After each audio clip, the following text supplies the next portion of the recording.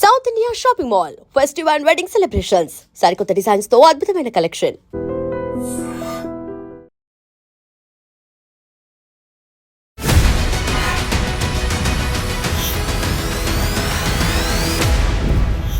నమస్తే, welcome to I dream inside politics with కవిత.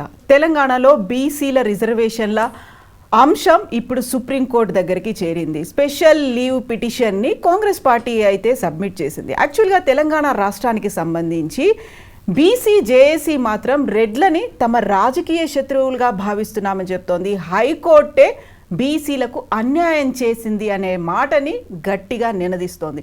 బీసీలకు ఎవరు శత్రువులుగా మారారు? బీసీలు బాగుపడితే ఓర్వలేనిది ఎవరు? మనతో పాటుగా ఉన్నారు BJP leader, advocate and OBC corporation మాజీ చైర్మన్ తాడూరి శ్రీనివాస్ గారు. నమస్తే అండి.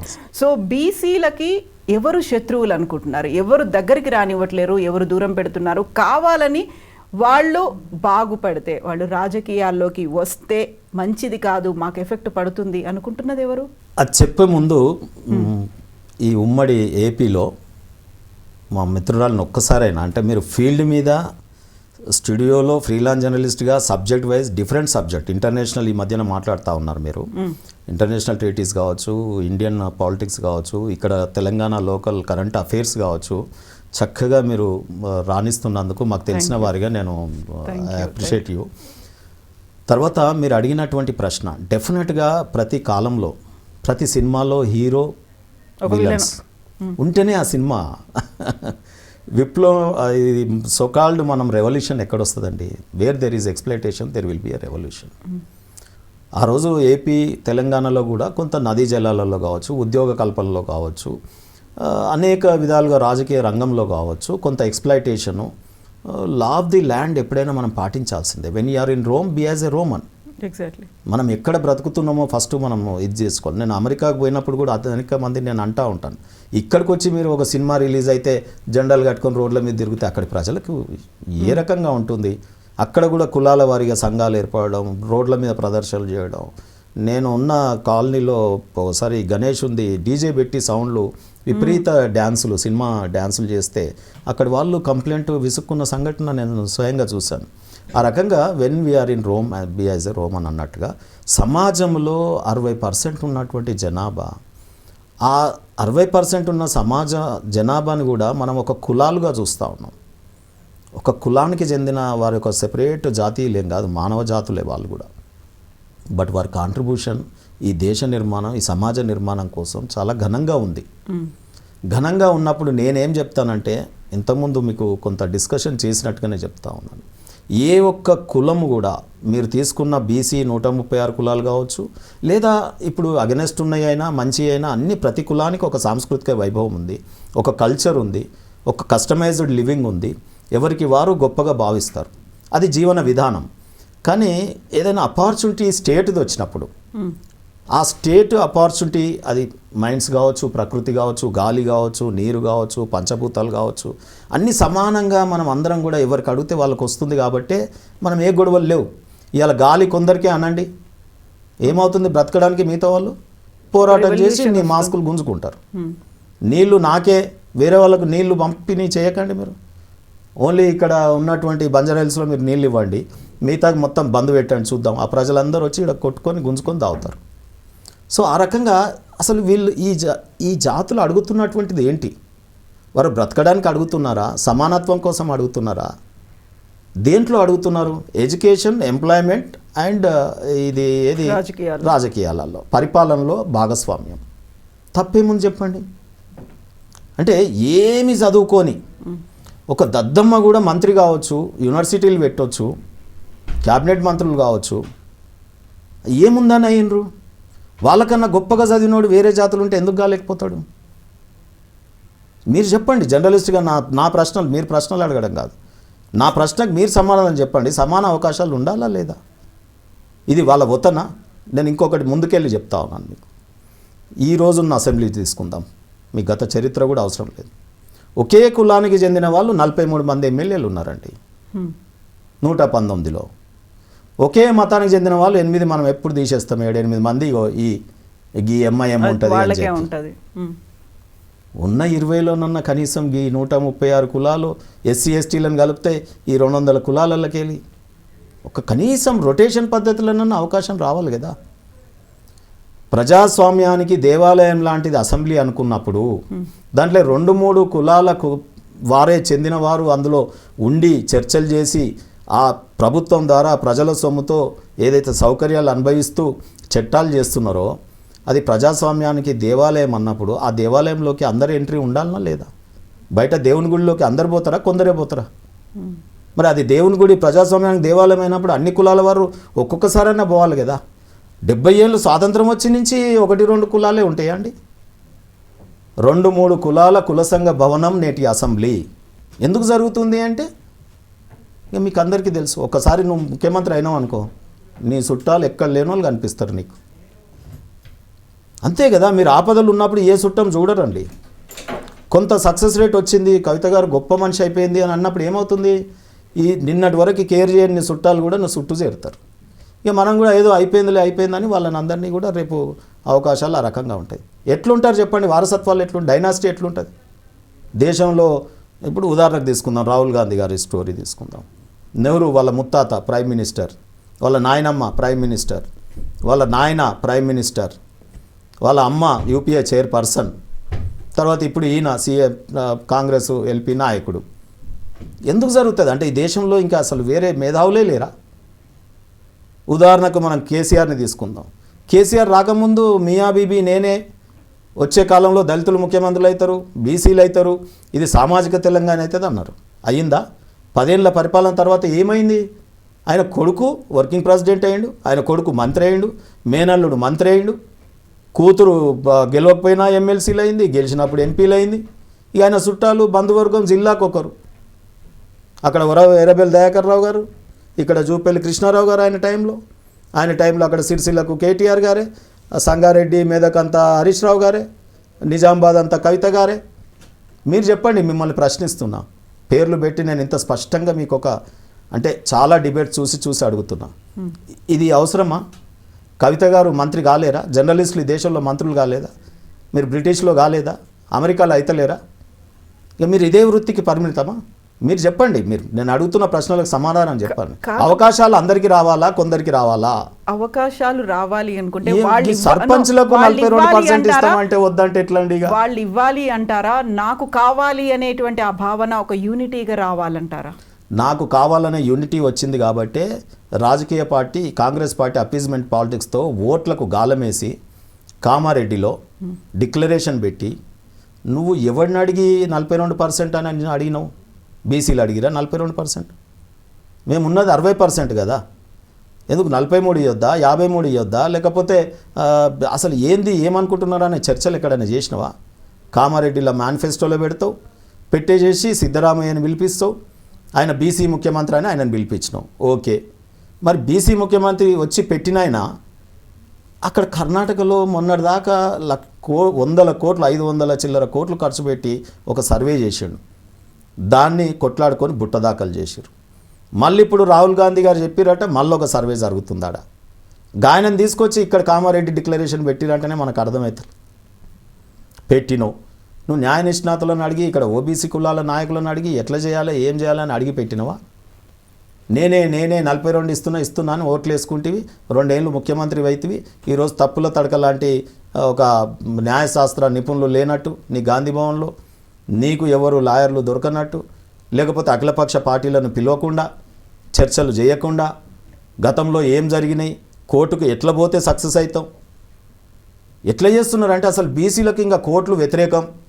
ఇక జడ్జులు అసలు బీసీ ఏవి కేసులు పడ్డా వాళ్ళు వ్యతిరేకమే జడ్జిమెంట్లు ఇస్తారు అన్నట్టు ప్రజలకి ఒక రాంగ్ సిమ్టమ్ పంపిస్తూ ఉన్నారు. రాజకీయాల్లో ఎలా అయితే మొనోపలి ఉందో అక్కడ కోర్టుల్లో కూడా ఒక బయాస్డ్గా ఉన్నాయి అనేది ఒక మేనేజ్ చేస్తున్నారు అగ్రకులాలు ఇప్పుడు పాలిటిక్స్ లాగే న్యాయ వ్యవస్థలోను. అందుకే ఇక్కడ స్టే వచ్చింది అనేది బీసీల దగ్గర నుంచి వచ్చినటువంటి మాట. జేఏసీ ఏర్పడిన తర్వాత ఆర్ కృష్ణయ్య గారు చెప్పినటువంటి మాట కూడా అదే కదా, హైకోర్టు మాకు అన్యాయం చేసింది. హైకోర్టు చేసిందంటారా? చెవులు ఉంటాయా? కోర్టులకు కళ్ళు ఉంటాయా? కోర్టులకి నోరు ఉంటుందా? కోర్టుకు కళ్ళు ఉండవు, చెవులు ఉంటాయి, నోరు ఉంటుంది. మనం చెప్పింది వింటారు, వాళ్ళు జడ్జిమెంట్ ఇస్తారు. Is it true? మరి మన ఆర్గ్యుమెంట్ కరెక్ట్ అయితే చట్టాలు గతంలో బీసీలకు ఎక్కడెక్కడ వ్యతిరేక జడ్జిమెంట్లు వచ్చినాయో వాటిని ఇంటర్ప్రిట్ చేస్తూ ఎట్లా సక్సెస్ థియరీలు ఉన్నాయో సక్సెస్ కూడా కొన్ని కేసెస్ ఉన్నాయి కదా. సో ఆ కేసులని మనం ముందు ప్రొజెక్ట్ చేసి దాంట్లో బీసీలో కామారెడ్డిలో కేటగరైజేషన్తో నేను ఎన్నికలకు పోతానని అన్నారు, వర్గీకరణతో పోతానన్నారు. మరి ఏబిసిడి వర్గీకరణ ఆల్రెడీ ఉంది కదా, అదన్న పెట్టిరా కేటగరైజేషన్. కోర్టులో ఏం ప్రజెంట్ చేయాలండి? ఇప్పటి వరకు వార్డు సభ్యులు కానటువంటి కులాలు ఉన్నారండి, ఇప్పటి వరకు సర్పంచ్ కాని కులాలు ఉన్నారు, ఎమ్మెల్యేలు కానటువంటి కులాలు ఉన్నాయి. వీటి కోసం జనజీవన మనం వాటిలోకి తీసుకురావడానికి ఒక సమానత్వం ఆర్టికల్ 14 ఏదైతుందో కాన్స్టిట్యూషన్ ప్రకారం అన్ని రంగాలలో సమానత్వం తీసుకురావడానికి మేము ఒక గొప్ప ప్రయత్నం చేస్తున్నాం అనే ప్రజెంటేషన్ ఉందా? కోర్టు పొలిటికల్ ఎప్పుడు ఇస్తుంది నీకు? ఇది మన సర్వేని ఎట్లా చేయమన్నారు? Empirical data తీయమన్నారు, తీసినావు. మరి బయట పెట్టినవా? కోర్టుకు సబ్మిట్ చేసినవా? ఏమనంటే తమిళనాడు మోడల్ అంబాశంకర్ 21 మందితోని సర్వే చేసి ఒక 2 ఏళ్ళు నడిపించి దాన్ని ఒక పకడ్బందీ సర్వే చేసి వాళ్ళు సబ్మిట్ చేసినారు, వాళ్ళు సాధించుకున్నారు. ఆ తర్వాత ఆనాడు ముఖ్యమంత్రి పోయి ఆనాడు ఉన్నటువంటి కేంద్రంలో జబర్దస్తి అక్కడ పొలిటికల్ కంపల్షన్ క్రియేట్ చేసి తీసుకొచ్చింది ఆవిడ. మరి ఏది నీ కంపల్షన్? రేవంత్ రెడ్డి గారిది ప్రయత్నం ఏది? ఎక్కడున్నాడు అసలు? ఒక్క స్టేట్మెంట్ లేదు. ఓడిపోయినప్పుడు కదా ఓబీసీలకు మనోధైర్యం కల్పించడానికి ముఖ్యమంత్రి రేవంత్ రెడ్డి వచ్చి బయటికి నేనున్నా అని భరోసా కల్పిస్తూ నేను పోరాడుతా అని చెప్పాలన్నా? ఉట్టప్పుడేమో లెస్ ఎగురుతాడు, భాషనిస్తాడు. సుప్రీంకోర్టుకి వెళ్ళారు కదా, అది పోరాటమేనా? ఏం డ్రామా అది? ఇంటర్నల్ ఏదో మేము సుప్రీంకోర్టు పోయినాం, హైకోర్టు పోయినాం అని చూయించుకోవడానికి మాత్రమే. నువ్వు రా, బయటికి రా, మాట్లాడు. నీ రామచిలక పలుకులు ఇప్పుడు మాట్లాడు, కామారెడ్డి పలుకులు ఇప్పుడు మాట్లాడు. మీకు ఇప్పుడు ఏమంటాడంటే బీజేపీ మేము గవర్నరు ప్రెసిడెంట్ అని అంటారు చాలామంది. నువ్వు కామారెడ్డి డిక్లరేషన్ పెట్టేటప్పుడు నీ ఒక్క పార్టీయే పెట్టింది, ఎవరు పెట్టలేదు. ఎందుకంటే ఈ 70 ఏళ్ళ స్వాతంత్రం అనంతరం కూడా ఓబీసీలకు అన్యాయమే జరిగింది. మీరు అన్నది వాస్తవం. ఏ ఒక్క జడ్జిమెంట్ కూడా వీళ్ళకి ఫేవర్గా రాలే. ఎందుకు అంటే అప్పుడున్న గవర్నమెంట్కు చిత్తశుద్ధి లేదు. మీరు అనవచ్చు అప్పుడున్న గవర్నమెంట్ కాంగ్రెస్కు చిత్తశుద్ధి లేదని మీరు ఎట్లా అంటారు అని.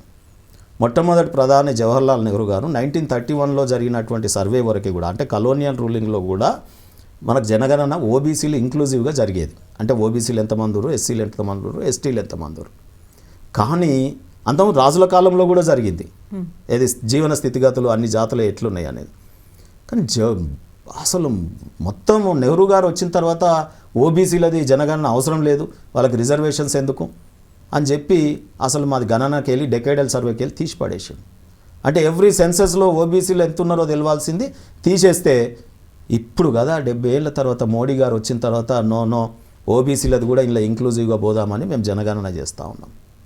ఇప్పుడు ఆ జనగణన చేసి నెహ్రూ గారు కొట్లాడుంటే ఈ ఓబీసీలకు స్థితిగతులు మారుంటే ఈరోజు ఆయన మునిమన్మడు కాన్స్టిట్యూషన్ పెట్టుకొని ఇంట్లో ఓబీసీలు లేరు, న్యాయ వ్యవస్థలో పిఎంఓలో ఓబీసీలు లేరు, నీ పార్టీలో ఓబీసీలు ఉన్నారా, నీ టైంలో ప్రధానమంత్రులు అయ్యిరా, నీ ప్రధాన ఉపరాష్ట్రపతులు అయ్యిరా, నీ టైంలో మంత్రివర్గంలో ఎంత పర్సంటేజ్ ఉండే. ఇవాళ మోడీ గారు బీజేపీ పార్టీ ఒక ఓబీసీని 3 టర్మ్స్ హ్యాట్రిక్ పిఎంని అందించింది ఈ దేశానికి. ఇదే బీజేపీ ఇవాళ ఉపరాష్ట్రపతిని ఒక ఓబీసీని అందించింది. ఇదే బీజేపీ ఒక ఆదివాసీ మహిళని ఇలా ప్రెసిడెంట్గా అందించింది. ఇంతకన్నా మించిన పదవులు ఉన్నాయా ఈ దేశంలో? ఈ దేశంలో ఇక ఈ 3 పదవుల కంటే ఇంకా గొప్ప పదవులు ఏమన్నా ఉన్నాయా? అంత గొప్ప పదవులనే ఇంత గొప్ప దిల్తో ఇచ్చిన బీజేపీ పార్టీనా మీరు అనేది? ఇవాళ క్యాబినెట్లో మేము 27 మంది ఓబీసీ బిడ్డలు ఉన్నారు. జనాభా ప్రాతిపదికన ఎస్సీలు ఎస్టీలు ఎంత జనాభా ఉంటే అన్ని మంత్రి పదవులు ఉన్నాయి. ఇదంతా ఎందుకండి? మీరు ఎన్సీబీసీ అనేది ఉంది కదా, నేషనల్ కమిషన్ ఫర్ బీసీ. మరి దాన్ని ఎందుకు నువ్వు రాజ్యాంగ భద్రత కల్పియలే? అంటే మీ ముత్తాత కలిపియాడు, నాయనమ్మ కలిపియేది, నాయన కలిపియాడు, అమ్మ కలిపియేది. నువ్వు ఈరోజు వచ్చి నేను ఓబీసీలకు ఉన్నానికి మున్మన్వాడు చెప్తే ఓబీసీలు నమ్ముతారా? మీ చిత్తశుద్ధి ఏది ఎక్కడుంది చెప్పండి? బీజేపీకే చిత్తశుద్ధి లేదు అంటున్నారు. ఇక్కడ ఉన్నటువంటి 8 మంది ఎంపీలు చేయాల్సిన పోరాటం చేయలేదు. మీరు చెప్పినట్టుగా తమిళనాడుని కోట్ చేశారు. ఆ తమిళనాడు తరహా మన దగ్గర కూడా రావాలి అంటే బీజేపీ సహకరించలేదు, బీజేపీ చేతిలో గవర్నర్లు ఉన్నారు, కావాలనే దీన్ని తొక్కి పెట్టారు అనే మాట. ఇప్పుడు బీజేపీ సహకరించలేదు. బీజేపీ సహకరిస్తే ఇది అవుతుంది, అవునా? వారి పర్సెప్షన్ ఎవరిది? రేవంత్ రెడ్డి గారిది. మరి కామారెడ్డి డిక్లరేషన్ ఒక్కడివే నేనే తీసుకొస్తా, నేను చేస్తా, వాళ్ళని బద్దలు కొట్టి వాళ్ళ గుయ్యం అనిపించి నేను తీసుకొస్తా ఓబీసీలకు 42% అన్నాం. ఏది మరి నీ బలం? ఇది ఎట్లుంది తెలుసా మేడం? భువనగిరిలో ఒక పెద్ద గుట్ట ఉంటుంది, చూసిరా మీరు? అక్కడ వెనకటికి ఒకడు వచ్చిండట ఇట్లనే వచ్చి ఏమన్నాడు తెలుసా, ఈ గుట్టని నేను ఎత్తుకుంటా, మీరు నన్ను 2 ఏళ్ళు బాగా మేపుండ్రి, అంటే ఇంత బిర్యానీ పెట్టుర్రి, కాజు తినిపిరి, బాదాం తినిపిరి, నేను గట్టిగా అయినాక గుట్టను మోస్తా అన్నాడట. అప్పుడు మా తాత సొంటోడు చెప్పిండట, అరే ఆ దళాల్ మాటలు మాట్లాడుతున్న గుట్టను ఎవడన్నా ఎత్తుకోగలుగుతాడా, అది చాలా ప్రాబ్లం అని చెప్తే ప్రజలు వినలే. ఆడ ఎత్తుతా అంటుండగా ఎత్తనీ రాదు, నీదేం పోతుంది అన్నారు. గుట్టని 2 ఏళ్ళు ఈయన మేపినాక గట్టిగా దృఢంగా బలిసిన తర్వాత ఆ టైం వచ్చిన తర్వాత అడిగితే, ఈ గుట్టను ఎత్తు, మరి టైం వచ్చింది, నీకు ఇన్ని రోజులు తిండి పెట్టి మేపినామంటే ఆయన ఏమంటుండు తెలుసా, మీరు అందరు కలిసి ఆ గుట్టని ఎత్తి నా ఈపు మీద పెట్టుర్రి, నేను మోస్తా, నేను అన్నది నిజమే కానీ మీరు ఎత్తి పెట్టుర్రి. ఇప్పుడు బీజేపీ ఆయనకి ఎత్తి పెడితే ఆయన మోస్తాడు. కామారెడ్డిలా ఎట్లా ఏ దమ్ము ధైర్యంతో నన్ను మాకు తెలియదా ఇవన్నీ? మేము ఏదైనా చేస్తే బీజేపీ అల్లటప్ప రాజకీయాలు చేస్తుందా, ఓట్ల కోసం చేస్తుందా, ప్రభుత్వాన్ని రానికి చేస్తుందా? నువ్వు ప్రభుత్వం రావడానికి, నువ్వు ముఖ్యమంత్రి కావడానికి ఈ 2 ఏళ్ళు అనేక ల్యాండ్ స్కామ్లు, ఈ స్కామ్లు, కేసీఆర్తో కుమ్ముక్కులు రాజకీయాలు చేసి ఇన్ని కేసులను ఒక్క కేసులో కూడా కేసీఆర్ కుటుంబాన్ని టచ్ చేయకుండా నువ్వు మొత్తం ఏది ఏరోప్లేన్ మోడ్లో ఉన్నావు. ఇప్పుడు యాక్టివ్ మోడ్లో ఉన్నాడు ఆ సీఎం. కేసీఆర్ కుటుంబానికి గజగజ వణుక్కుంటా, పరిపాలించుకుంటా, కాంప్రమైజ్ అవ్వకుంటా ఒక అవినీతిమయమైనటువంటి ప్రభుత్వం ఈరోజు ఎమర్జ్ అవుతూ ఉంది, గత ప్రభుత్వం లాగానే. ఇవాళ మమ్మల్ని దోషిస్తే ఎట్లా పడాలంటారు మీరు చెప్పండి? మేము ఏది చేసినా చట్టం 370 చేసినాం, ఆర్టికల్ 370 ఎట్లా చేసినాం చూడండి. మీరు కట్టగలుగుతారా రామ్ మందిర్ అన్నారు, ఇవాళ ప్రశాంతంగా అందరు దర్శనం చేసుకుంటారు కదా.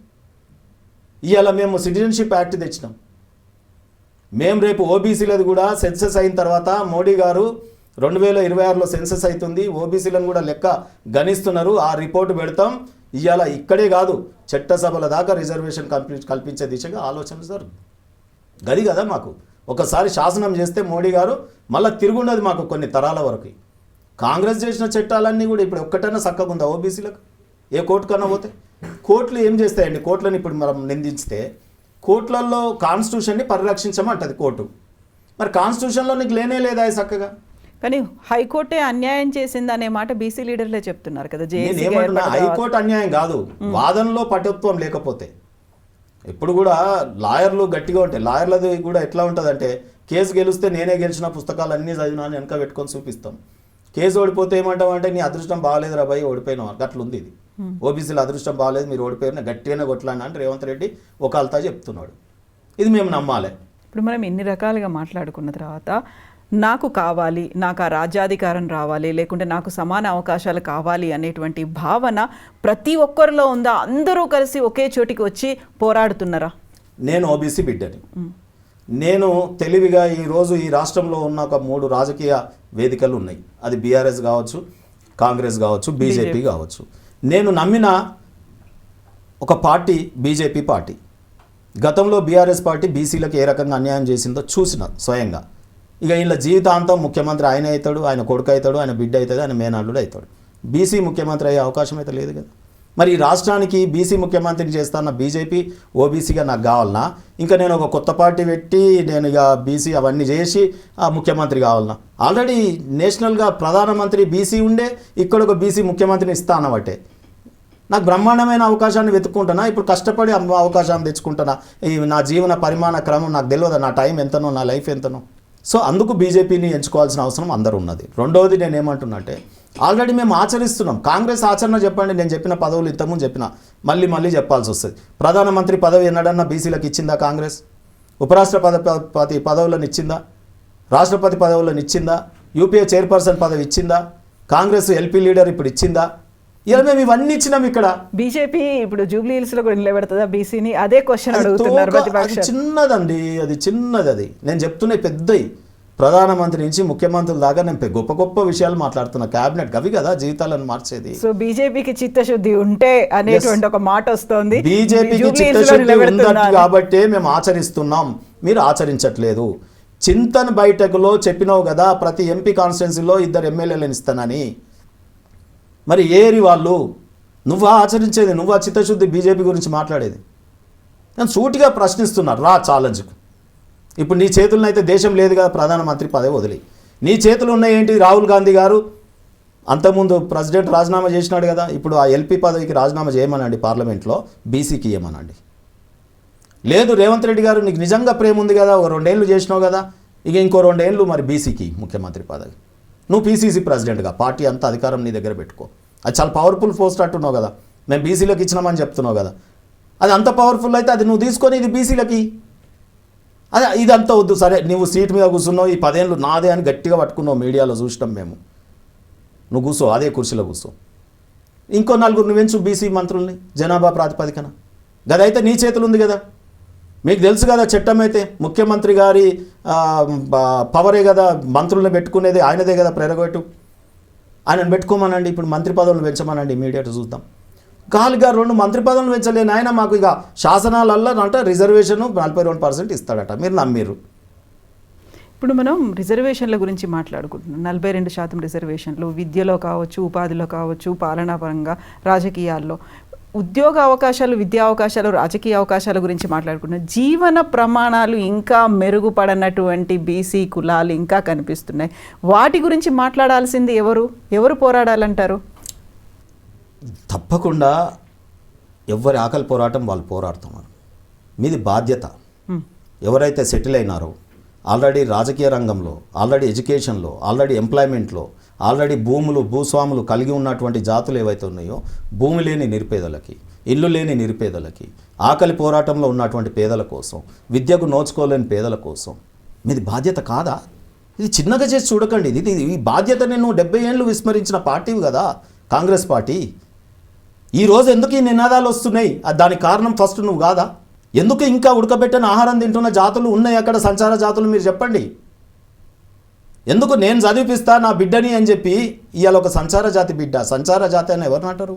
ఇల్లు లేని వాళ్ళని, ఆధార్ కార్డు లేని వాళ్ళని, వాళ్ళ బిడ్డని, సేమ్ మానవుని, ఇక్కడ పుట్టిన వాళ్ళని, ఆ పిల్లల్ని తీసుకొచ్చి నేను చదివిస్తా, నాకు స్టేట్ ప్రభుత్వం చదువు చెప్పు అంటే నువ్వు చెప్పలేని పరిస్థితిలో ఉంటే నువ్వా బేకారుడివి? నువ్వు ఓబీసీ జాతుల చాతగాని దద్దమ్మ ప్రభుత్వాలు ఉండపట్టుకనే కదా చదువు కల్పించలేకపోతున్నాయి. ఈ స్టేట్ కల్పించాల్సింది ఎడ్యుకేషనే కదా. దేనికోసం నువ్వు ఆడ కూర్చున్నది? రా నా ఎంబడి రా, రేవంత్ రెడ్డి గారు నా ఎంబడి రా, భూపాలపల్లి పోదాం, అచ్చంపేట పోదాం. ఇంతెందుకు హైదరాబాద్లో రోడ్ల పక్కన కత్తులు కటాలు చేసుకొని జీవించే మన ఫ్లెక్సీలు కట్టే ఫ్లెక్సీలు చినిగిన ఫ్లెక్సీలు కట్టుకొని రోడ్ల పక్కన నివసించే జాతుల దగ్గరికి పోదాం. వాళ్ళు మనుషులేనాయా? రా, వాళ్ళని కావాలించుకో ఒకసారి. గా పిల్లలకు చదువు చెప్పమంటున్నా. ఏది రిజర్వేషన్? మేము చదవాలి నా చైతన్య ఇది నారాయణ లక్షల రూపాయలు పెట్టి ఇంటర్నేషనల్ స్టాండర్డ్ స్కూల్లో బోర్డులు పెట్టుకున్న వాళ్ళ దగ్గర 2 లక్షల రూపాయలు పెట్టి చదివించాలనా? స్టేట్ బాధ్యత కాదా? ఆయన కేజీ నుంచి పీజీ అన్నాడు, పోయి ఫామ్ హౌస్లో వండుకున్నాడు, సంచార జాతులను రోడ్డు మీద పెట్టిండు. ఈయన 2.5 ఏళ్ళ ఎక్కడ ఎంబీసీ పదం ఎట్లా చెప్పిండంటే, ఎంబీసీలకు మంత్రిత్వ శాఖ ఇస్తా, లోకల్ బాడీ సర్పంచ్లలో ఎంబీసీలది కేటగరైజేషన్ చేస్తా, నేను 20,000 కోట్ల రూపాయలు సంవత్సరానికి ఇస్తాను. అదే కూడా ఆపిండా? ఏ కోర్టు ఆపింది? హైకోర్టు ఆపిందా? నువ్వు 20,000 కోట్లు పెడతా అన్న నీ హామీ కదా, నీ మేనిఫెస్టో కదా, నీకు భగవద్గీత కదా. నువ్వు రా బయటికి నాతో మాట్లాడు. ఏవి 20,000 కోట్లు? ఫస్ట్ అవి తర్వాత చూద్దాం. ఈ రిజర్వేషన్ మేము ఓడిపోయినా సరే, ఈ 42% రిజర్వేషన్ లేకపోయినా సరే, నువ్వు 20,000 కోట్లు సంవత్సరానికి ఇస్తానో కదా, ఇయ్యి. ఎంబీసీలకు మంత్రిత్వ శాఖ ఇస్తానో ఇయ్యి. జనాభా ప్రాతిపదికన ఇంకో 2 మంత్రులు 3 పెరుగుతారు ఇయ్యి.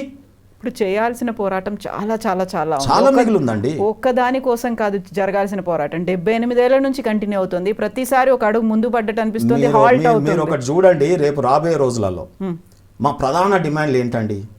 కుల అట్రాసిటీస్ లేకుండా, అంటే కులాల పేరుతో చాలా హీనంగా పిలుస్తారు. నేను పిలవదలుచుకోలేదు. నేను ఎప్పుడు పాజిటివ్ సెన్స్లో చాలా గొప్పగా ఉండాలని ఆ పదం కూడా వాడట్లేదు. కులం పేరుతో అరే గిరే అని పిలుస్తారు. ఎంతెందుకు మా మేరోళ్ళను కూడా పోలుస్తూ కేసీఆర్ గారు కూడా అనేక కథలు చెప్పినారు. గంగిరెద్దుల వాళ్ళని అంటారు, బుడిబుక్కల వాళ్ళని అంటారు. అసలు ప్రతి స్పీచ్లో, పొలిటికల్ స్పీచ్లో వీళ్ళని చాలా నీచంగా ఉచ్చరిస్తూ ఉంటారు. వాళ్ళ నాలుకలు తెగ పడేటట్టుగా రాజ్యాంగబద్ధత వచ్చింది ఎన్సీపీసీ. ఎప్పుడు వచ్చింది? మోడీ గారు ప్రధానమంత్రి అయినాక బీజేపీ ఫుల్ ఫ్లెడ్జ్డ్ గవర్నమెంట్ ఉంటే ఏం జరుగుతుంది అంటే ఓబీసీలకు రాజ్యాంగబద్ధత వచ్చింది. ఒక ఓబీసీ ప్రధానమంత్రి అయితే ఏమవుతుంది అంటే, తన మంత్రివర్గంలో బరాబర్ మా జాతుల సంఖ్య ప్రకారం మంత్రి పదవులు వచ్చినాయి. ఓబీసీ పరిపాలిస్తే ఆ పరిపాలనలో గొప్ప పేరు వస్తుంది. ఆ పరిపాలనలో చక్రవర్తులు దేవుళ్ళుగా మారిపోతారు. ఆనాటి కృతాయుగం కంటే ముందు దక్ష ప్రజాపతి మొదటి పరిపాలకుడు కుమ్మరివాడు ఒక బీసీ. కృతాయుగములో సత్యహరిశ్చంద్రుడు కాటికాపరి పని చేసిండు. భగీరథుడు సగరుడి యొక్క పని చేసిండు. ఆ భగీరథుడి మన్మడు సగరుడు శ్రీరామచంద్రుడు. ఆయన కాలంలోనే నా రజకన్న ధీరోత్తముడు ప్రశ్నించగలిగిండు. ఆ చరిత్ర రాసింది నా బోయన్న ఓబీసీ, ఒక చరిత్ర రామాయణం రాయగలిగిండు. ఆ రోజు ద్వాపర యుగంలో శ్రీకృష్ణుడు గొల్లవాడు. బీసీ కాదా? పరిపాలించలేదా? దేవుడు కాలేదా? అశోక చక్రవర్తి మంగళాయన, శాలివాన చక్రవర్తి కుమ్మరాయన. నువ్వు పెళ్ళిళ్ళు చేసుకోవాలంటే తిథులు ఇప్పటికి శాలివాన ఇదే కదా, శకమే కదా ఆచరించేది. ఇంతెందుకండి నేటి యుగంలో కర్పూరి ఠాకూర్ భారతరత్న బీజేపీ వచ్చినాక ఇచ్చింది ఆయనకు. ఒక ఓబీసీ, ఒక మంగళాయన, ఎంబీసీ బిడ్డ పరిపాలిస్తే ఎంత గొప్పోళ్ళు అవుతారో చూడండి. మీ పరిపాలన ఏం పరిపాలనే? ఆ కులాల మధ్యలో కొట్లాట, మతాల మధ్యలో కొట్లాట. ఈ దేశం విచ్ఛిన్నం కావాలి. South India, north India, east India. ఇవాళ ఈస్ట్ ఇండియాకు బీజేపీ వచ్చిన తర్వాత మోడీ గారు టనెల్స్ చెన్నై మన చైనా దాకా టనెల్స్ నిర్మించగలుగుతున్నాం. నీ దగ్గర లేకుండానా టెక్నాలజీ 70 ఏళ్ళ? పాకిస్తాన్ని గజగజ వణికిస్తున్నాం. జియో పాలిటిక్స్ ఇంటర్నేషనల్లో హౌ ఆర్ వి?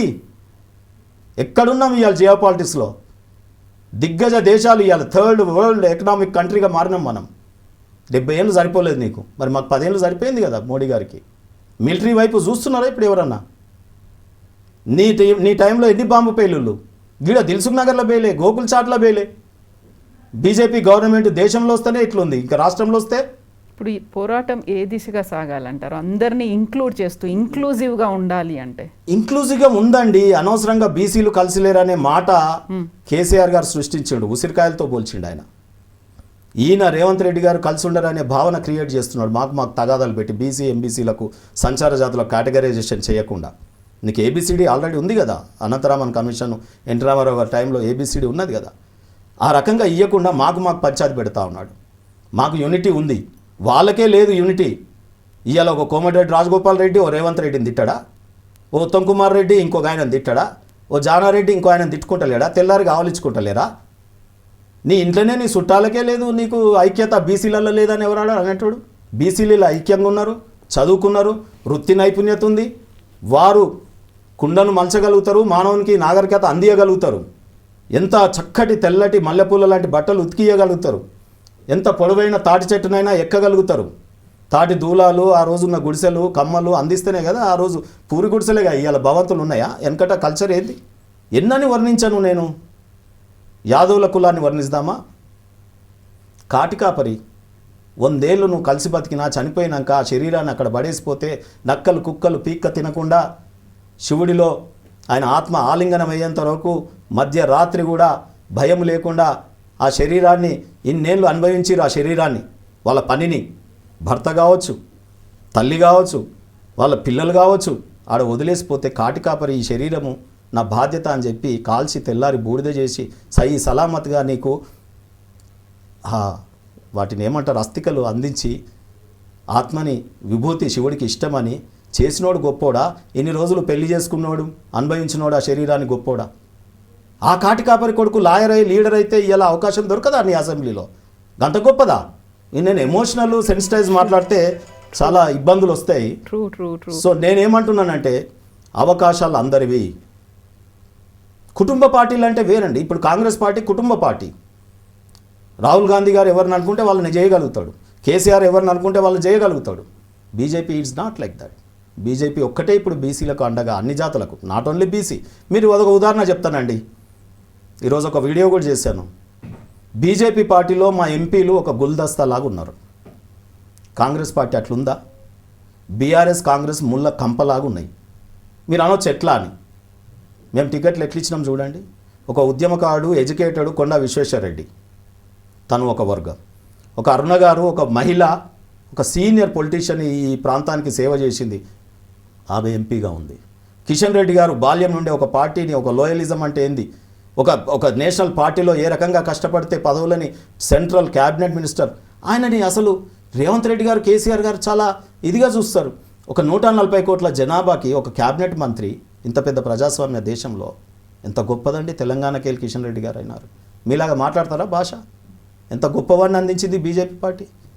ఒక బండి సంజయ్ బీసీ, ఓ ధర్మపురి అరవింద్ బీసీ, నువ్వు చాతగాని చెయ్యలేని పసుపు బోర్డు తీసుకొచ్చిండు ఆయన కొట్లాడి. నీకు అధికారంలో ఉండి మీరు చేయలేని పని. ఇలా ఒక పార్టీలకి ఇచ్చినాం. ఓ బూర నరసయ్య గౌడ్ డాక్టర్కి ఇచ్చినాం. ఓ ఈటెల రాజేందర్ గారు ఉన్నారు. ఓ రఘునాథన్ గారు తెలంగాణ ఉద్యమ బిడ్డ. చిచ్చర పిడుగులు ఉద్యమకారులను ఓన్ చేసుకుంది తెలంగాణ కోసం. అన్ని వర్గాలని, అన్ని జాతులని. గిది కదా గుల్దస్తాలాగా ఉండాలి కదా.